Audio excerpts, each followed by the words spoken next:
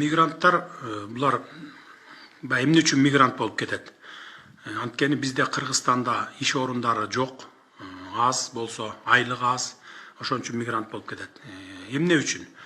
Ошол чет өлкөдөн барып көбүрөөк акча таап, анан квартира алайын, үй салайын деген көбүнчө жаштар кетет да.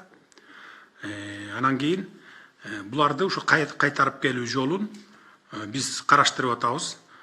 Анткени чоң мамлекеттик долбоорлорду инвесторлор менен бирге же болбосо мамлекеттин өзүнүн күчү жеткен долбоорлорду иштетип баштасак, жумуш орундары пайда болот. Андан сырткары ушул кечээ күнү мына инвесторлор келди. Биздин СЭЗ Бишкекте 200 гектар жерибиз бар. Мамлекетке тиешелүү. Ошол жерге бир чоң шаарчаларды куралы деп атат. Мисалы Манас Сити деп атап, ошондой куралы мамлекет менен биргеликте деп атат. Андан сырткары чоң проектлерибиз бар, КЭСтер боюнча жана башкалар боюнча 20 000, 30 000 орундар түзүлө турган иштер бар. Биз ошолорду баштасак, анан ушу мигранттарды алып келели деп атабыз.